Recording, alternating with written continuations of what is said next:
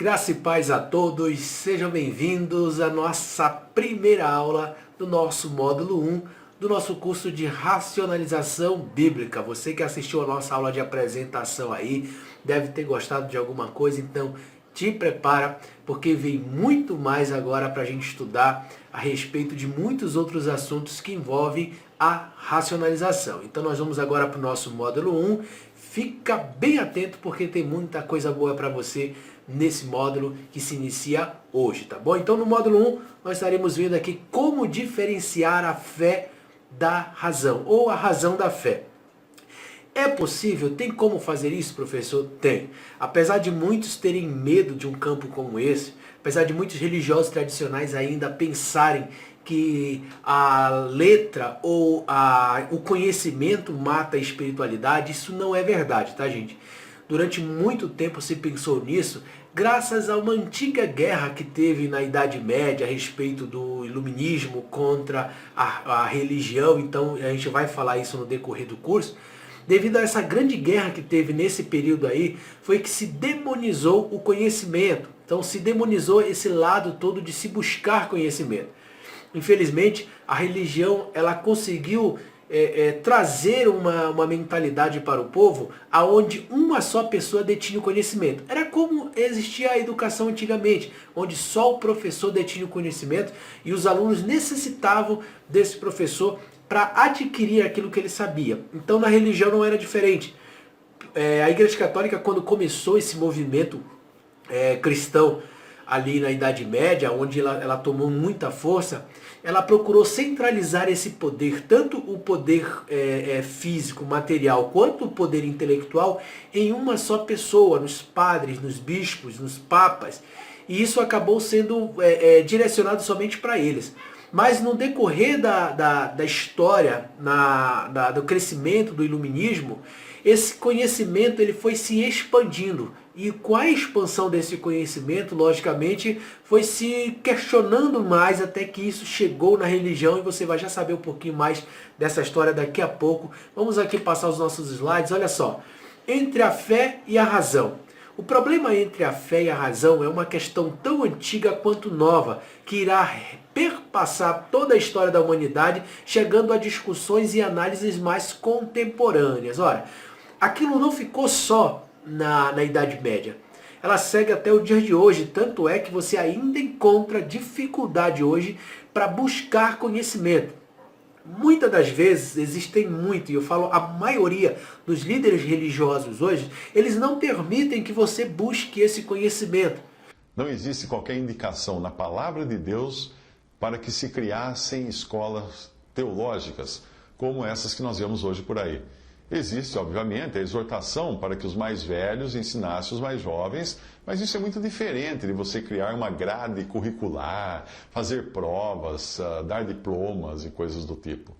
O melhor lugar para um cristão aprender é quando ele se reúne com seus irmãos em liberdade do espírito, para que ele possa usar o dom que ele escolher e não apenas um orador previamente diplomado e designado para isso. Porque, segundo eles, o conhecimento tem que vir do alto, e eu não discordo disso. Porém, o conhecimento que existe hoje disponível para a gente, das coisas físicas e estudáveis, estão aí para serem estudadas. E isso precisa sim ser descoberto por você. É por isso que nós criamos a ideia deste curso, para levar até você um pouco mais de conhecimento para provocar esse ser pensante que existe dentro de você. Então, essa luta entre a fé e a razão, ela é muito antiga, gente, tá? Hoje em dia, ela já não é assim mais tão centralizada ou tão pequena, porque hoje existe um grupo muito grande de pessoas que estão buscando esse conhecimento, que estão buscando esse tipo de estudo em diversas fontes que hoje já está disponível. Graças a Deus, porque hoje existe a internet e você pode buscar esse conhecimento em diversas partes do mundo sem precisar sair de casa. Então, nós vamos te passar todas essas dicas aqui durante o decorrer desse curso, onde você vai buscar essas fontes, para que você possa comprovar se tudo o que falamos aqui é verdade. Lembre-se do que eu falei na aula de apresentação. Duvide de tudo aquilo que você vai aprender aqui. Mas antes de concluir alguma coisa, pesquise e veja se estamos falando a verdade ou não. Se estivermos falando mentira, ignore, lance fora e continue vivendo a sua vida. Mas se estivermos falando a verdade, você precisa tomar uma posição, você precisa tomar uma atitude para mudar para o novo ou continuar com a velha política ou com a velha teoria teológica, tá bom, gente? Então essa guerra entre a fé e a razão, ela não é nova, ela é antiga e se estende muito pelos dias de hoje. Olha só, primeiro, posso ser espiritual e racional ao mesmo tempo? Será que tem como a gente fazer ou viver desta maneira? Tem muitas pessoas que acham que se aprofundarem muito no conhecimento, o fogo, aquela coisa, aquele sentimento espiritual delas morre. Isso não é possível, tá, gente? Até porque o teu lado espiritual, ele tem uma conexão com o ser divino que é diferente de qualquer coisa física. Ele não necessita de coisas físicas para que isso aconteça. Até porque essa busca você faz dentro de você. Você não precisa necessariamente de uma busca exterior. Lembre-se que quando Jesus Cristo morreu, o véu foi rasgado para te mostrar que você tem livre acesso ao Pai. Foi o que disse o apóstolo Paulo. Nós temos esse livre acesso ao Pai. Então, ter esse livre acesso ao Pai significa dizer que você não necessita de meios físicos, nem de seres humanos para buscar, para encontrar o ser divino, porque ele se revela a quem ele quiser, quando ele quiser e da maneira que ele achar melhor, tá bom? Então, posso ser espiritual e racional ao mesmo tempo? O que é estudável e o que não é? Primeiro você tem que separar três coisas importantes. Primeiro, o que é estudável e o que não é? Então, quando você pega um texto bíblico, quando você vai estudar um assunto, você tem que primeiro identificar esse assunto, ele é natural ou ele é sobrenatural? Ele é estudável ou eu não vou conseguir encontrar maneiras de achar soluções para eles? Se ele for natural e físico, como 90% da Bíblia é, você vai poder estudá-lo sim.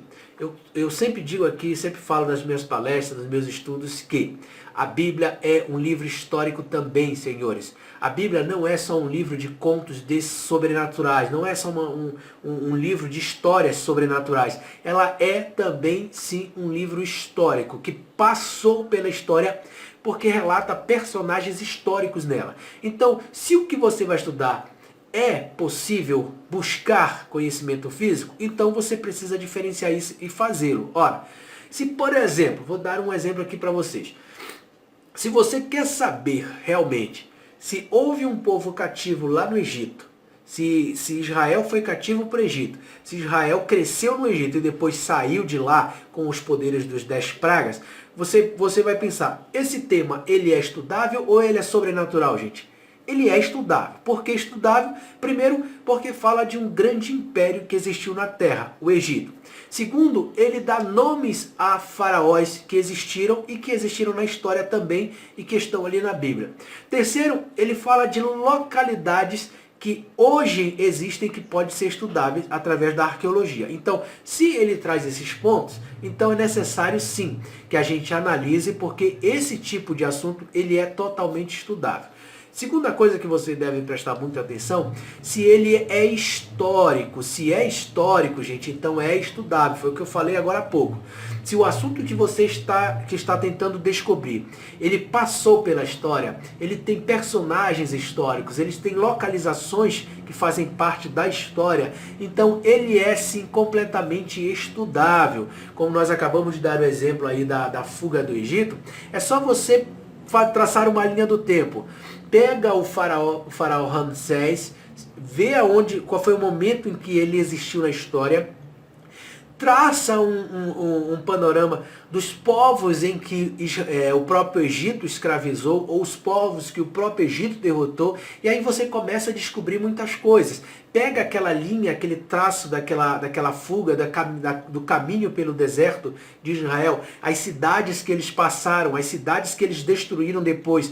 Busca na arqueologia e vê se há resquícios históricos de que esse povo passou por ali. E aí você vai construindo todo um estudo totalmente organizado para que você possa entender se aquele fato aconteceu ou não. Terceiro, o sobrenatural não precisa de estudo. Gente, isso aqui é muito importante. Professor, Então, quer dizer que tudo na Bíblia eu posso estudar? Tudo na Bíblia ele é racional? Não.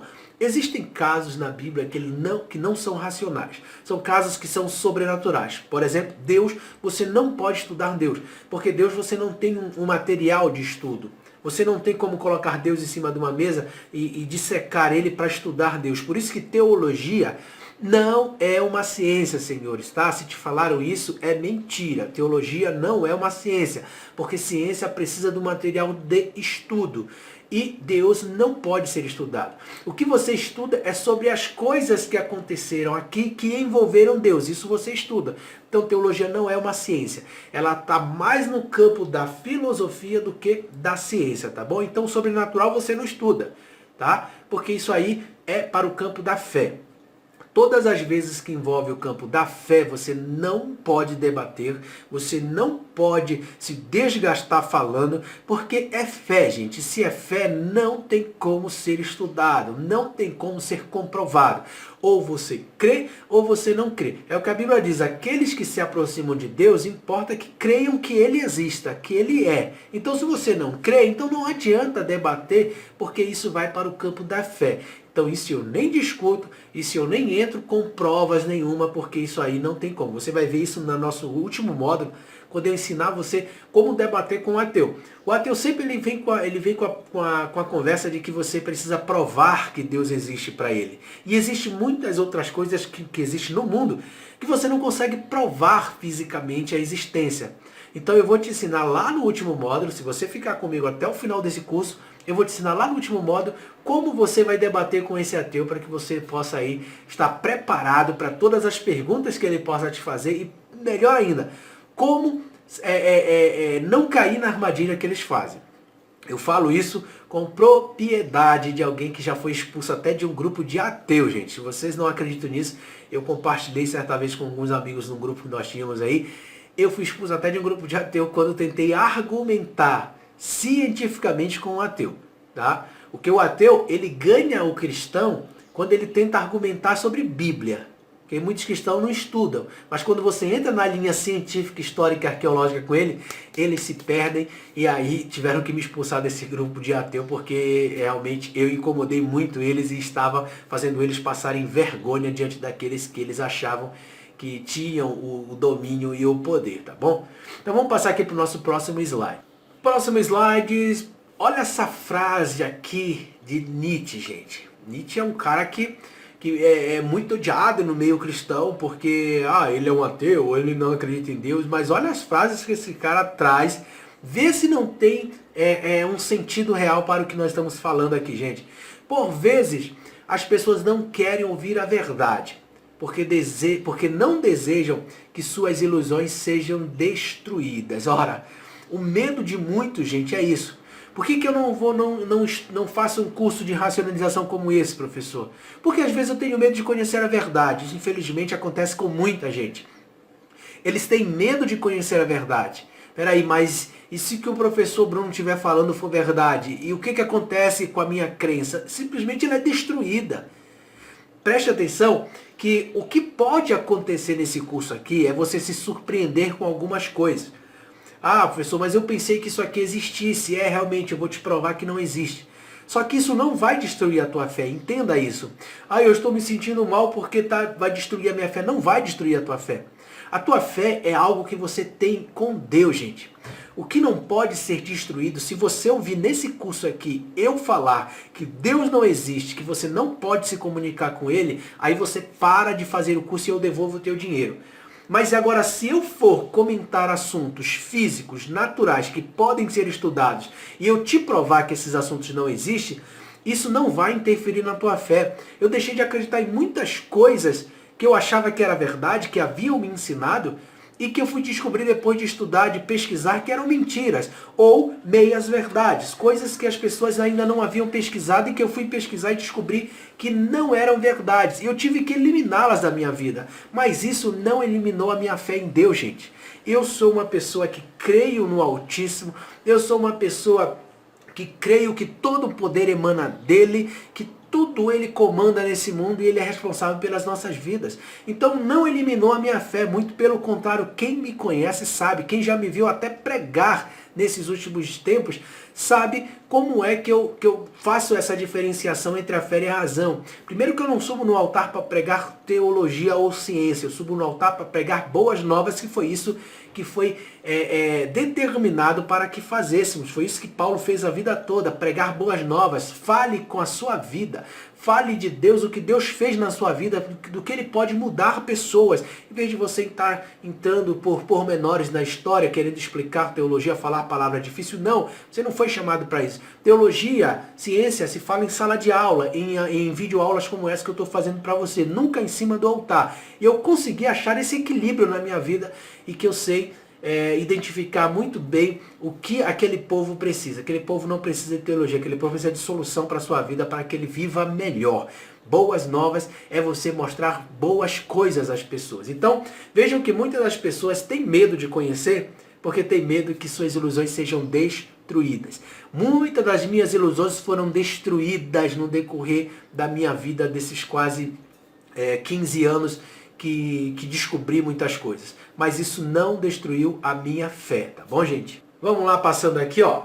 Desde o nascimento da filosofia por volta do final do século VII e início do século VI, antes de Cristo, lembre-se que antes de Cristo a contagem dos anos ela vem diminuindo, tá, gente? Então, por isso que não se assuste, do século VII para o século VI, porque eles vêm diminuindo. Segundo a cronologia temporal do cristão, Jesus Cristo marca o ano zero. Então tudo que vem antes dele diminui para que quando chegue nele comece a aumentar, tá bom? Os judeus não fazem essa contagem, por isso que eles estão no ano 5.700 e pouco. E a gente está apenas no ano 2000, porque a nossa contagem ela vem de Cristo, tá? Então, no início do século 6 a.C., no início do século 7, no final do século 7 para início do século 6 a.C., entre os gregos, que relações nada amistosas entre fé e razão já estavam postas. Então, vejam que desde o século 7, século 6 a.C., quando o mundo grego tomou força no mundo, quando a cultura grega, a filosofia tomou conta e força no mundo, já se discutiam isso, essas duas vertentes elas já não se davam muito bem, fé e a razão. E tinha uma explicação muito óbvia para isso. Porque a razão buscava a libertação das pessoas pelo pensamento. A religião diferente, como faz até o dia de hoje. Ela busca a escravização das pessoas através do não pensamento, através da não racionalização. Quando você não raciocina, é muito fácil que a religião ela consiga te prender, porque você não questiona. Ora, se aqueles elefantes que trabalham no circo ali, que são domados, se eles questionassem, se eles entendessem a força que eles têm, você acha que eles deixariam ser dominados pelo homem? Nunca! Nenhum animal deixaria ser dominado pelo homem se soubesse a força que ele tem e um pavor que ele causa. Então, a religião é bem semelhante. Eles deixam você na irracionalidade para que eles possam dominar sobre você. Então, a grande dificuldade, o grande problema que eles tiveram com a filosofia grega foi isso. A filosofia grega passou, em certo momento, a questionar coisas. E questionar para a religião é problema. Levar questionamentos ao teu pastor é problema. Principalmente, como você viu na nossa aula de apresentação, principalmente se ele não sabe daquilo. Levar problemáticas. Quando a pessoa não sabe o que é aquilo, você causa um grande desconforto para ele. Olha só, o pensamento filosófico dá início a esse conflito quando intenta jogar na lama do esquecimento as crenças cegas na existência dos deuses como ponto de origem de todas as coisas. Vejam só, você vai conhecer aqui que a discussão teológica em si, de falar de seres divinos, ela vai começar e tomar força mesmo na Grécia, tá, gente? Então, a maioria dos filósofos gregos, eles vão tentar descrer ou desfazer os pensamentos e as crenças filosóficas em deuses. Até porque a palavra teologia, teos mais logia, ela tem duas vertentes que eu vou ensinar daqui a pouco para você, e não se assuste porque realmente nasceu ali. Então, o pensamento filosófico vai dar início a esse conflito, tá?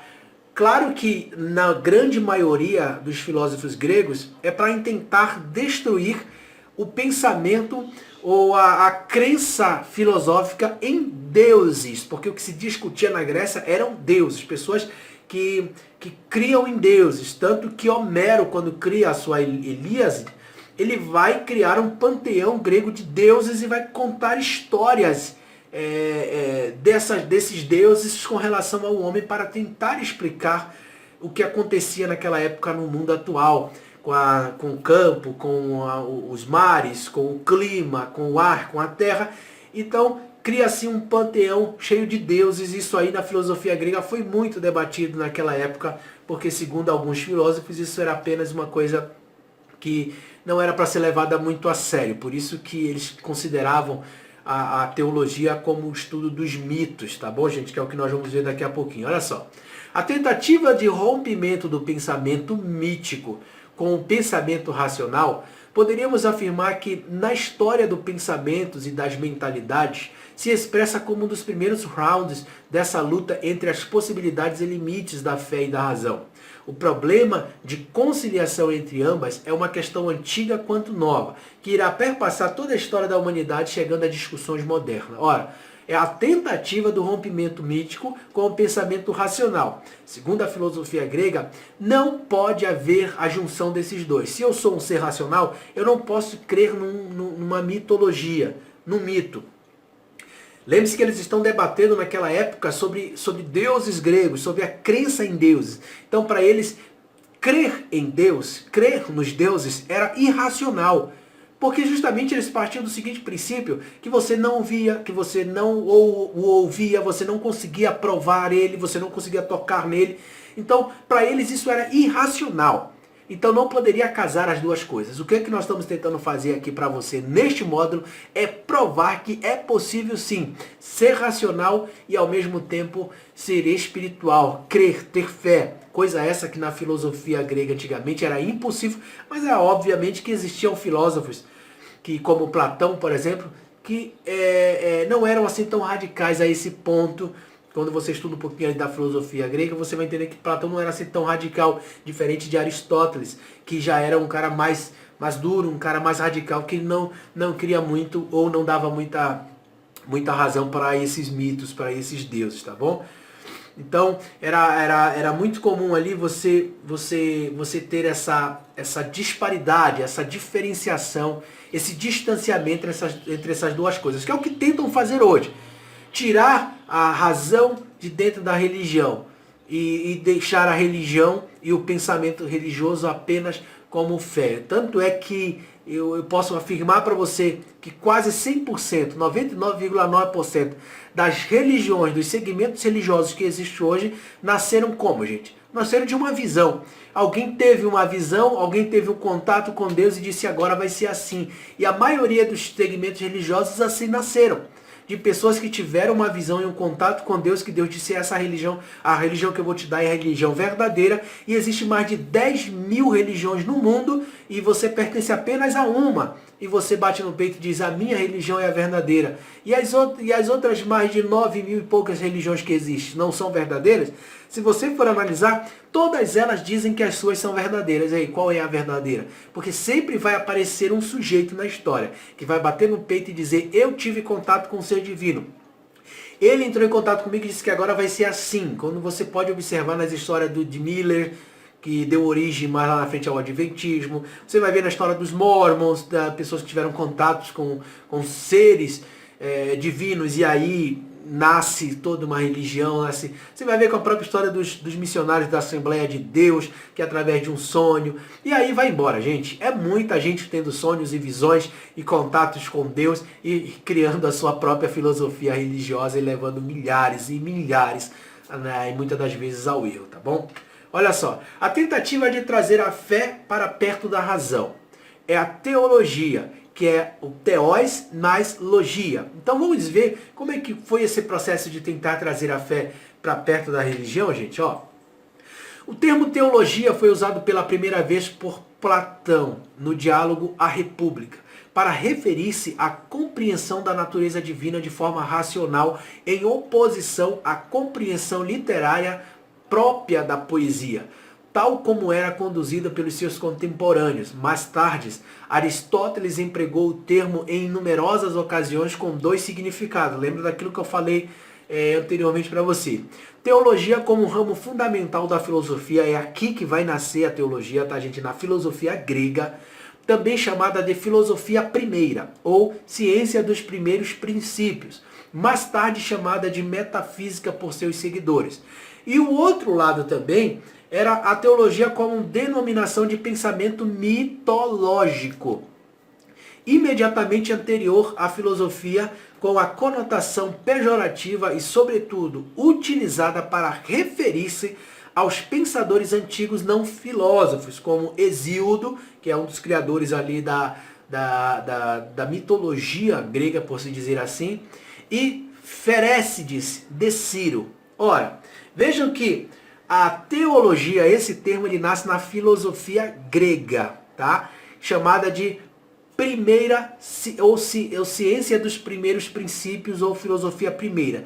Era um ramo da filosofia que eles tentavam entender o que era esse sentimento que as pessoas tinham sobre seres divinos. E a segunda conotação, que era muito o que Aristóteles pensava, era o pensamento mitológico. Para Aristóteles, theos, que significa deuses, era mito. Então seria o estudo de mitos. Você que bate no peito e diz assim, eu sou teólogo, eu amo teologia. Para a filosofia grega, isso significava estudar mitos. Teólogo é apenas uma pessoa que estuda mito para a filosofia grega. Então foi ali que nasceu, gente. Teologia não nasceu no meio cristão para identificar estudiosos do ser divino, não. Isso era uma forma pejorativa de se pensar na época antes de Cristo, ali da filosofia grega. Era pejorativo. Pejorativo é quando eu penso mal de você, eu faço uma conotação ruim de você. Então era pejorativo, tá? Não era muito bom ser chamado teólogo na época antes de Cristo, ali que imperava a filosofia grega. Se você chamasse de teólogo ali, eles olhavam para você, então você estuda mitos, né? Não, eu estudo Deus, o Todo-Poderoso. Não, você estuda mitos. Foi esse o início do termo, e isso não mudou até os dias de hoje, tá, gente? Porque Deus não pode ser estudado, gente. Entendam isso. Por isso que eu disse lá no início que não é uma ciência. Não é uma ciência. Não existe cientistas cristãos que estudam Deus, porque Deus não pode ser estudado. É por isso que ele não se enquadra. Ele foi colocado, esse estudo, como um mito, porque não tem como você estudar Deus. Porque Deus parte de um princípio de uma crença, de um princípio de eu crer ou não crer, e acabou, tá bom? Quando propomos a pensar sobre as relações entre a fé e a razão como categorias de conhecimentos ou instâncias possíveis de explicações fenomenológicas, indubitavelmente torna-se necessário entrarmos nas discussões no interior dos grandes debates provocados no âmbito do pensamento medieval. Neste período, especialmente, trata-se um radical enfrentamento entre duas correntes de pensamento, a saber, o racionalismo de origens gregas e o pensamento cristão, onde a primeira representa o pensamento racional provocado pela filosofia e a sua physis, enquanto que o segundo, que é o religioso lá, tendo a fé e a revelação como característico de um pensamento fundamentalmente teológico, onde as verdades da revelação têm na crença o seu único fundamento, parecendo assim inútil o recurso da razão como tentativa de uma nova hermenêutica. Veja a diferença, gente. Enquanto um trabalhava na razão, o outro trabalhava apenas na revelação, que tendo essa revelação como único fundamento. Percebeu a diferença do que eu falei dos líderes religiosos, da maioria das religiões? A revelação. Eu tive uma revelação divina e Deus me disse que era isso e assim foi. Esse era o pensamento religioso, em contrapartida ao pensamento... Percebam que, em detrimento à revelação, eu creio nisso porque me foi revelado assim. Diferentemente, se alguém diz assim, eu creio nisso porque eu estudei, eu pesquisei, eu pude comprovar na arqueologia que foi assim. Eu te pergunto, qual dos dois tem mais bases sólidas? Aquilo que você estudou e conseguiu provar? Ou aquilo que eu apenas te disse, me revelar, eu recebi uma revelação assim? Eu olho para você e digo assim, Jesus foi negro de olhos verdes. Qual o fundamento que você tem disso aí, professor? Porque eu recebi uma revelação assim. Ou se eu te falar que a aparência de Jesus, ela não é essa aparência que você conhece. Jesus não teve cabelos longos e lisos. Jesus não teve um cavanhaque bem definido. Jesus não tinha olhos azuis e nem era branco europeu. Qual fundamento você tem nisso aí, professor Bruno? Simples. Quando eu pesquiso sociologia, a região, geografia, a região em que Jesus nasceu. Quando eu estudo sobre a parte antropológica de pessoas que viveram naquela época, de pessoas que nascem na região que Jesus nasceu, de pessoas que têm características daquela região. Então, como é que Jesus é? Eu te falo que Jesus não é devido... esse Jesus europeu que você conhece não é o Jesus verdadeiro. É um Jesus totalmente diferente, como você está vendo aí nessas imagens. A diferença do Jesus europeu do Jesus real. O Jesus real, ele tem característica daquela região. Esse Jesus de olhos azuis que você conhece aí de cabelo liso é um Jesus europeu que veio do Renascimento, tipificando um Jesus mais europeu, um Jesus mais nórdico. Então, qual é o fundamento que você tem? Fundamentos arqueológicos, fundamentos científicos, sociológicos, fundamentos geográficos. Tem ou não tem mais base, gente? Quando eu te apresento uma coisa fundamentada em estudos. E aí, ele tem que ter uma diferença entre a revelação.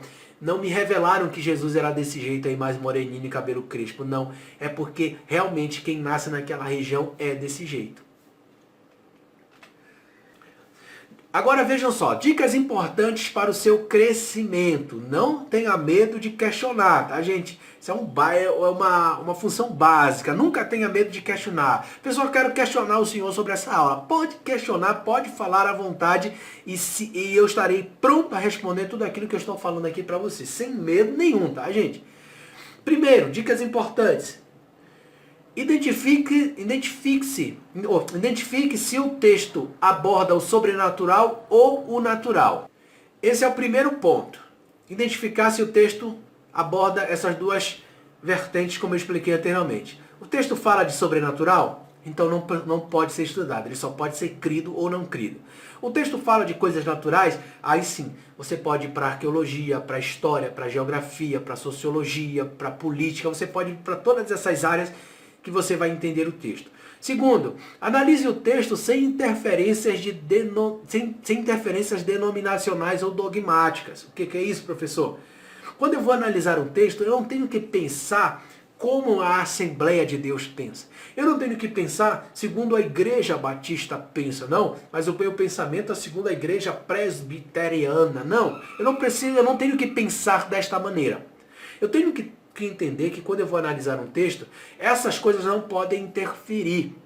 Porque se você vai analisar um texto e, por exemplo, vai pegar um livro ali da CPAD, que é uma editora quase que completamente assembleiana. Um exemplo, O Espinho na Carne de Paulo. Quando eu era assembleiano e que eu tentava insistentemente descobrir o que era o Espinho da Carne de Paulo, eu ia na CPAD e tentava buscar os livros daqueles caras ali, achando que eles eram os tais, para tentar descobrir o que seria isso. E a CPAD apenas me dizia que o espinho na carne de Paulo não pode ser descoberto, não existe uma definição completa para isso. E te deixava na mesma coisa que você entrava, te deixava sem respostas. Ou seja, você não conseguia identificar o que realmente era. Quando eu saí da CPAD e fui buscar um outro escritor, que era um escritor assim de mais mente aberta, que é chamado de T.L. Osborne, e quando eu fui buscar esse cara, eu entendi que o espinho da carne de Paulo era apenas as perseguições que Paulo sentia, sentia na pele.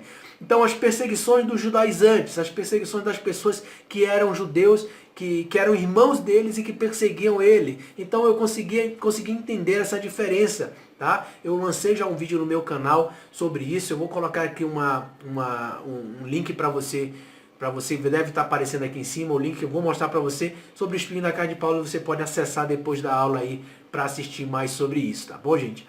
Quarto, terceiro, use o máximo de recursos que você puder para desvendar casos. Bíblias de diversas versões, livros, dicionário grego, hebraico, aramaico. Ou seja, use o máximo de recursos, gente.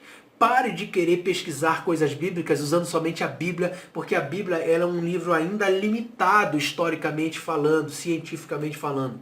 Então você não pode descobrir coisas usando somente a Bíblia. Ah, mas o Espírito Santo vai me revelar. Gente, entendam que, como eu falei para vocês, a Bíblia é um livro científico, histórico, ela passou pela história. Então se você quer entender alguns textos da Bíblia, você vai precisar sair de dentro dela também. Não é pecado você ler outros livros, você estudar um pouco fora dela, porque isso vai te ajudar a compreender se aquele texto é real ou não.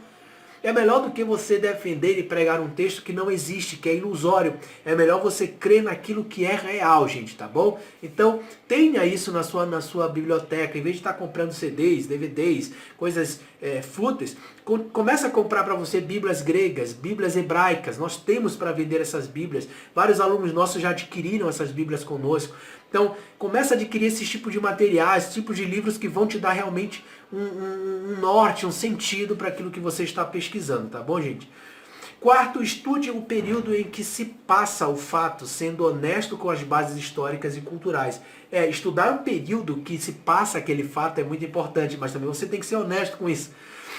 Se você for estudar a história, principalmente quando fala de roupas, espera aí, as mulheres não podem usar calça jeans, os homens, as mulheres têm que usar só saias, cabelos longos, porque a Bíblia diz isso. Quando você vai estudar a história e entender por que aquelas mulheres daquela época se vestiam assim, usavam cabelos assim, você tem que ser fiel para entender que era coisa deles e não nossa. E aí você vai ter que mudar, não pode ser infiel, dizer não, mas é lá, mas é pra gente também aqui, não tem nada a ver uma coisa com a outra.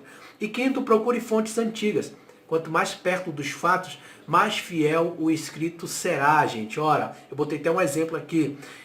O escrito do século IV versus o escrito do século XV. O que a sua razão pede para acreditar? Quem será que tem mais fidelidade? O escrito que foi feito no século IV ou o escrito que foi feito no século XV, gente? O século IV, quando eu me refiro ao século IV, eu me refiro a cópias mais antigas da Bíblia completa que existem hoje. Existe o Códex Sinaítico, que ele foi escrito no século IV, tá, gente? E existe a Bíblia que nós temos hoje, que veio da Vulgata Latina, que foi ali perpetuada no século XV, em 1450, na prensa de Gutenberg, quando a Bíblia começou a ser impressa. Então, entre essas duas, se eu tenho um escrito que eu posso pesquisar, que foi escrito lá no século IV, bem mais próximo dos apóstolos, e um escrito que foi feito posterior a isso, e se no século IV, se no Códex Sinaítico, eu encontro textos que são diferentes do que eu tenho na mão do século XVI, qual que eu devo acreditar, gente? Justamente naquele que está mais próximo dos acontecimentos. Então, existem textos hoje na tua Bíblia que não existem nessas cópias mais antigas. Se são cópias que vieram anterior ao livro que você tem, a Bíblia que você tem, então alguma coisa deve ter de errado. Se o que está mais perto dos apóstolos disse que não aconteceu, por exemplo, o caso lá que Jesus ele perdoa uma prostituta. Quando ela ia ser apedrejada, Jesus perdoa. Se este fato não existe no Códex Sinaítico, que foi escrito no século IV, mas existe na tua Bíblia, que veio da Vulgata Latina do século XV, quem está com a verdade, senhores? Será que essa história não apareceu depois desses escritos estarem prontos? Se não existe no Código Sinaítico essa história, e ela existiu depois, então provavelmente, possivelmente, ela foi inserida ali. Essa história do apedrejamento da mulher adúltera, ela não existe em cópias antigas. Se você nascesse no século IV, por exemplo, você nunca conheceria essa história da mulher que foi apedrejada. Porque essa história não existia na Bíblia daquela época. Foi existir depois que todo mundo já tinha sido morto. Jesus já nem existia mais, os apóstolos não existiam mais. Então eu chego à conclusão que isso foi inserido ali e realmente não existe nos originais. Nas cópias mais antigas dos originais. Tá bom, gente? Esse é o final da sua primeira aula. Nós chegamos aqui deixando você com um saborzinho do que nós falamos. Nós vamos continuar os nossos comentários no nosso grupo de WhatsApp, não se preocupe. A gente corre um pouquinho aqui para não deixar essa aula muito longa para você, mas a nossa aula continua no nosso grupo de WhatsApp, onde você pode ali comentar. Pessoal, eu quero saber essa história aí da mulher que foi apedrejada. Por que essa história, professora, não é real? Então lá no grupo do WhatsApp eu vou explicar melhor para você, com mais detalhes, porque aqui a gente não pode deixar esse vídeo tão longo, tá bom, gente? Então espero que você tenha gostado desse vídeo, continua no nosso curso até o final, persiste, resiste até o fim, eu tenho certeza que grandes coisas você ainda vai conhecer aqui, tá bom, gente? Então um forte abraço para vocês, bons estudos e até a próxima aula, se Deus quiser. Tchau, gente!